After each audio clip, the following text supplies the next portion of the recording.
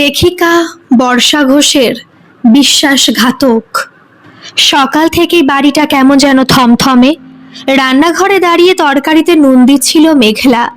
এমন সময় শাশুড়ি মাধবী দেবী রান্নাঘরে ঢুকে গম্ভীর গলায় বললেন, শুনছো মেঘলা, আজ আবার পাশের বাড়ির মৌসুমীর নাতির অন্নপ্রাশন। বিয়ে হয়েছে তোমার পরে, আর দেখো ওদের ঘরে কত সুখ। মেঘলা চুপ করে রইল। এই কথাগুলো তার নতুন নয়। গত 6 বছরে প্রায় প্রতিদিনই কোনো না কোনোভাবে তাকে মনে করিয়ে দেওয়া হয়েছে যে সে এখনো মা হতে পারেনি। স্বামী ঋত্বিক ডাইনিং টেবিলে বসে চা খাচ্ছিল, সব শুনেও যেন কিছুই শুনছে না। মাথা নিচু করে মোবাইলের স্ক্রিনে চোখ রেখে বলল, মা, অফিসে দেরি হয়ে যাচ্ছে, এসব কথা পরে বলো। মাধবী দেবী বিরক্ত হয়ে বললেন, তুই চুপ করলেই তো সব সমস্যার সমাধান হয়ে যায় না? সংসারে একটা বাচ্চা না থাকলে সংসার কি সংসার লাগে? ঋত্বিক আর কোনো উত্তর দিল না। মেঘলার বুকের ভেতরটা মোচড় দিয়ে উঠল। সে জানে প্রতিবাদ করলেও লাভ নেই, বরং পরিস্থিতি আরো খারাপ হবে। দুজনেই চাকরি করে। মেঘলা একটি বেসরকারি ব্যাংকে কর্মরত। নিজের উপার্জন আছে, আত্মসম্মান আছে, কিন্তু সংসারের এই অপমানের সামনে সে যেন প্রতিদিন একটু একটু করে ভেঙে পড়ছে। অফিসে পৌঁছেও মন বসল না তার। কম্পিউটারের সামনে বসে ফাইল খুললেও চোখের সামনে ভেসে উঠছিল সকালের ঘটনাগুলো। ঠিক তখনই সহকর্মী সোহিনী এসে পাশে বসে বলল, কি হয়েছে? কয়েকদিন ধরে তোকে খুব চিন্তিত লাগছে। মেঘলা একটু ইতস্তত করে বলল, কিছু না রে। সোহিনী হালকা হেসে বলল, আমাকে বলতে পারিস, সব কথা একা বয়ে বেড়ালে কষ্ট আরও বাড়ে। অনেকক্ষণ চুপ থাকার পর মেঘলা ধীরে ধীরে সব খুলে বলল। শাশুড়ির কথা, ঋত্বিকের নীরবতা, ডাক্তার দেখানো, সব সব শুনে সোহিনী বলল, তোদের দুজনেরই পরীক্ষা হয়েছে? মেঘলা মাথা নাড়ল, আমার হয়েছে। ডাক্তার বলেছেন বড় কোনো সমস্যা নেই, কিন্তু ঋত্বিক কখনো পরীক্ষা করাতে রাজি হয় না। ওর ধারণা সমস্যা শুধু মেয়েদেরই হয়। সোহিনী দীর্ঘশ্বাস ফেলল, এখনো মানুষ এত পিছিয়ে আছে। তুই চাইলে একজন ভালো ফার্টিলিটি স্পেশালিস্টের কাছে যেতে পারিস। মেঘলা প্রথমে দ্বিধা করলেও শেষ পর্যন্ত রাজি হয়ে গেল। সেদিন সন্ধ্যায় বাড়ি ফিরতেই মাধবী দেবী আবারও বললেন, আজ এত দেরি হলো কেন? অফিসে কাজ ছিল, নাকি অন্য কোথাও ঘুরে এলে? কথাটা শুনে মেঘলার চোখ ভিজে উঠলেও সে নিজেকে সামলে নিল। রাতে খাওয়ার সময় সে সাহস করে ঋত্বিককে বলল, শোনো, একটা ভালো ডাক্তারের খবর পেয়েছি, একদিন চলো না? ঋত্বিক বিরক্ত হয়ে বলল, আবার ডাক্তার? কত ডাক্তার দেখিয়েছ, আমার এসব ভালো লাগে না। কিন্তু ডাক্তার বলেছেন দুজনেরই পরীক্ষা দরকার। ঋত্বিক এবার গলা একটু উঁচু করলো, আমি পুরোপুরি সুস্থ, আমার পরীক্ষা করানোর কোনো দরকার নেই।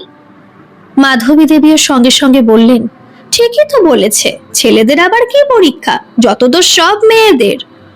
মেঘলার একটা কথাও বলল না। রাতে জানালার পাশে দাঁড়িয়ে আকাশের দিকে তাকিয়েছিল সে। একসময় ঋত্বিক এসে বিছানায় শুয়ে পড়ল, কিন্তু স্ত্রীর দিকে একবারও তাকালো না। এই মানুষটাকে একদিন খুব ভালোবেসে বিয়ে করেছিল মেঘলা। তখন ঋত্বিক বলেছিল, আমরা দুজন একসাথে থাকলেই সংসার পূর্ণ। আজ সেই মানুষটাই যেন অনেক দূরের একজন। পরদিন দুপুরে সোহিনীর সঙ্গে মেঘলা শহরের এক অভিজ্ঞ স্ত্রীরোগ বিশেষজ্ঞ ডাক্তার নন্দিনী সেনের চেম্বারে গেল। ডাক্তার সব রিপোর্ট মন দিয়ে দেখলেন, তারপর শান্ত গলায় বললেন, আপনার কিছু হরমোনের সমস্যা ছিল, তবে সেটা ওষুধে অনেকটাই নিয়ন্ত্রণে এসেছে।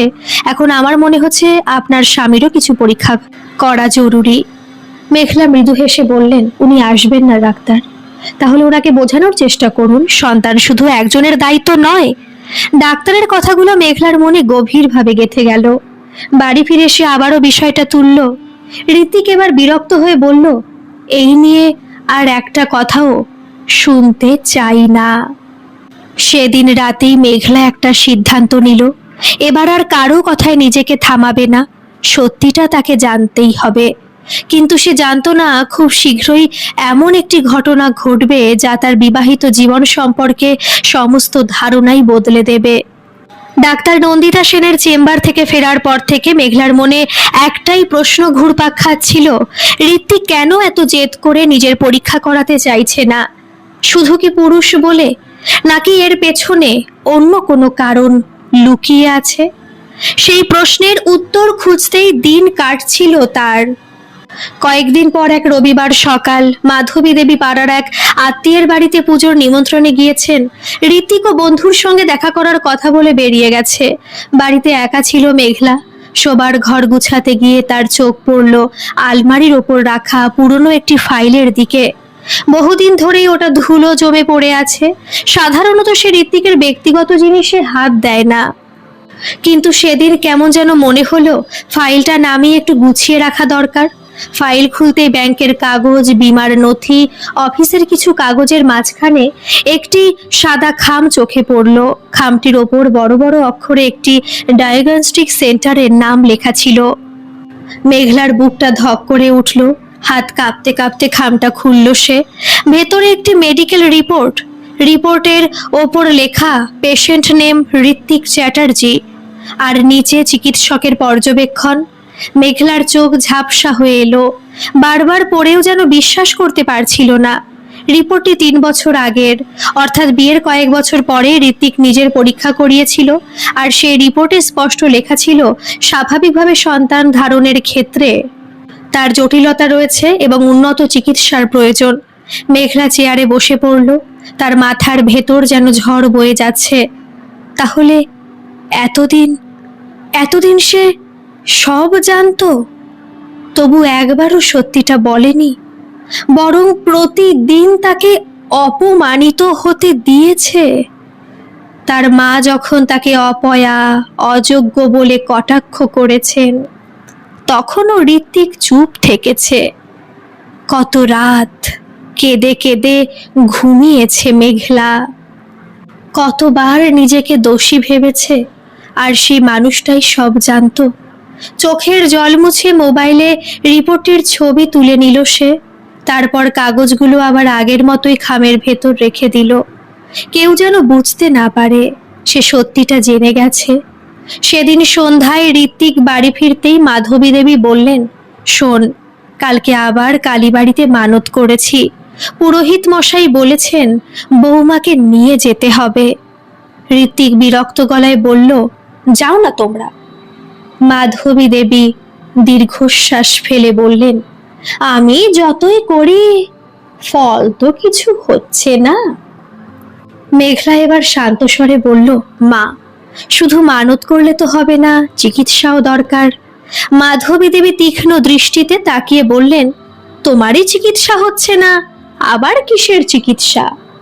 মেঘলা আর উত্তর দিল না। সে বুঝে গেছে এই বাড়িতে সত্যের কোনো মূল্য নেই। পরদিন অফিসে গিয়ে সব কথা খুলে বলল সোহিনীকে। সব শুনে সোহিনী বিস্ময়ে বলল, তুই নিশ্চিত? মেঘলা মোবাইলের ছবিটা দেখালো। সোহিনী অনেকক্ষণ চুপ করে রইল। তারপর বলল, এটা শুধু মিথ্যে নয়, এটা বিশ্বাসঘাতকতা। মেঘলা ধীরে বলল, আমি এখনো ওকে ভালোবাসতে চাই, কিন্তু এ মিথ্যার সঙ্গে আর বাঁচতে পারছি না। সোহিনী তার হাত চেপে ধরে বলল, একবার ডাক্তারের সঙ্গে কথা বল, তারপর সিদ্ধান্ত নে। 2 দিন পর আবার ডাক্তার নন্দিতা সেনের কাছে গেল মেঘলা। ডাক্তার রিপোর্টটি দেখে কিছুক্ষণ নীরব রইলেন। তারপর বললেন, আমি দুঃখিত, কিন্তু এ ধরনের ঘটনা নতুন নয়। অনেক পুরুষ নিজের সমস্যার কথা লুকিয়ে রাখেন, আর সমাজ দোষ দেয় স্ত্রীকে। মেঘলার গলা কেঁপে উঠল। আমি কি করব ডাক্তার?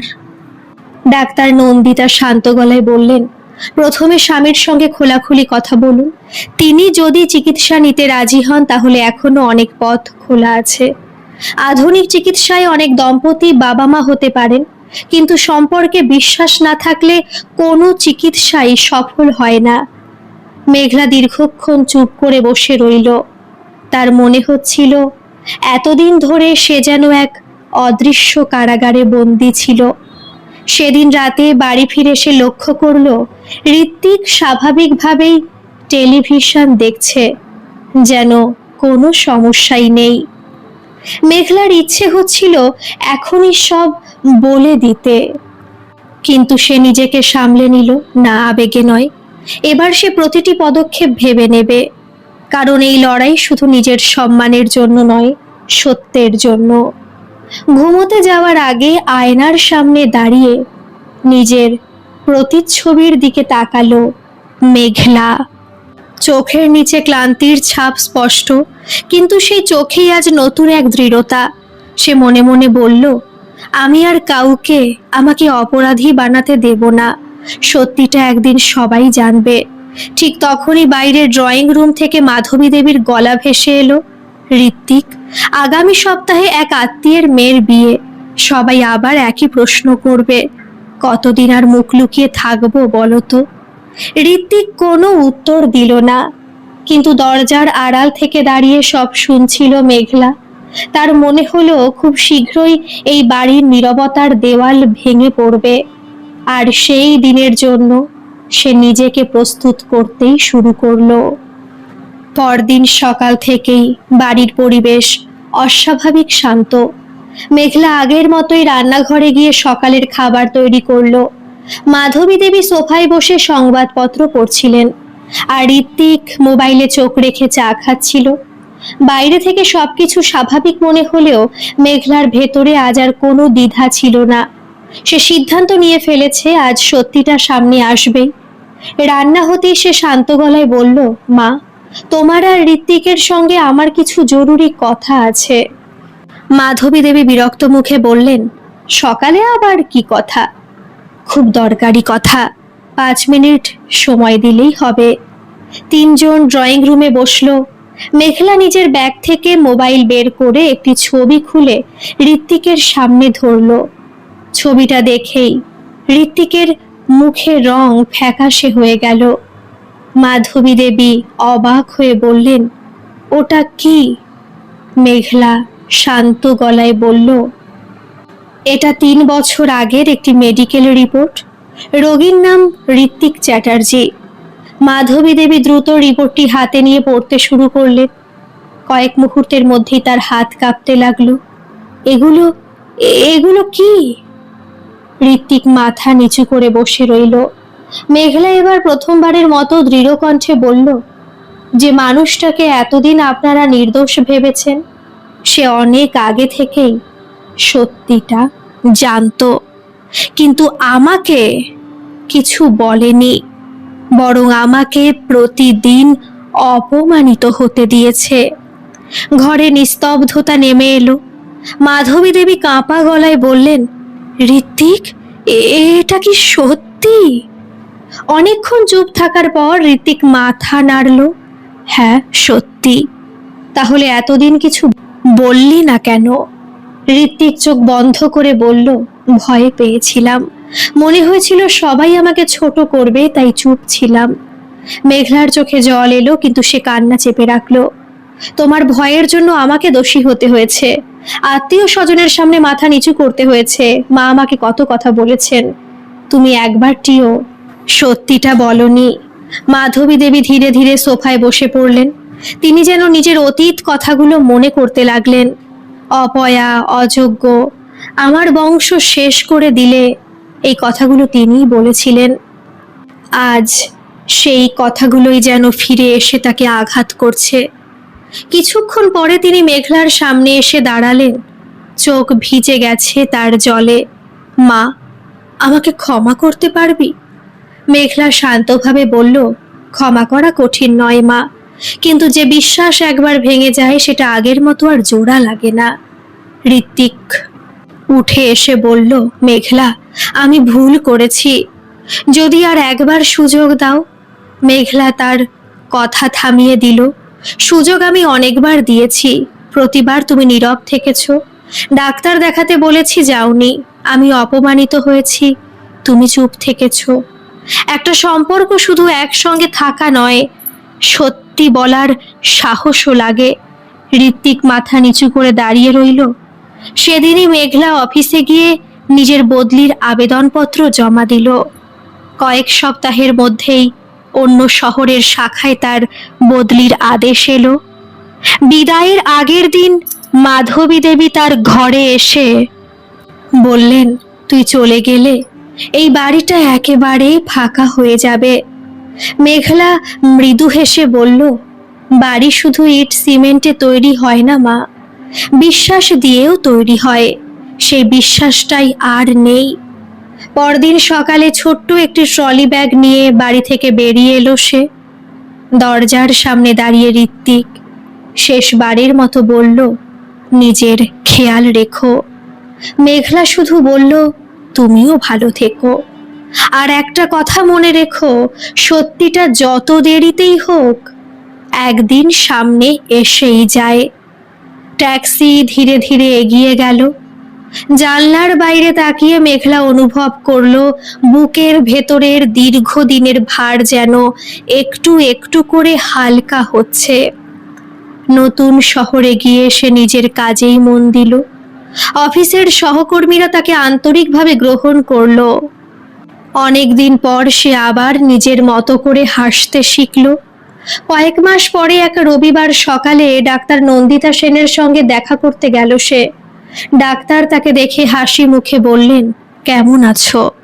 মেঘলা আত্মবিশ্বাসী কণ্ঠে উত্তর দিল, এবার সত্যি ভালো আছি। ডাক্তার নন্দিতা বললেন, জীবনে মা হওয়াই একজন নারীর একমাত্র পরিচয় নয়, নিজের সম্মান নিয়ে বাঁচাটাও সমান গুরুত্বপূর্ণ। মেঘলা জানালার বাইরে তাকিয়ে মৃদু হেসে বলল, একসময় ভাবতাম সংসার ভেঙে গেলে আমি শেষ হয়ে যাব। এখন বুঝেছি সত্যি আর আত্মসম্মানকে আঁকড়ে ধরলে নতুন জীবন শুরু করা যায়। আকাশে তখন সকালের রোদ ঝলমল করছে। মেঘলার মনে হলো দীর্ঘ অন্ধকারের পর অবশেষে তার জীবনেও নতুন ভোর এসেছে। আজকের এই গল্পটি আপনাদের কেমন লাগলো অবশ্যই কিন্তু কমেন্ট করে জানাবেন। আর ভালো লাগলে একটা সাবস্ক্রাইব করে আমার পাশে থাকবেন। ধন্যবাদ।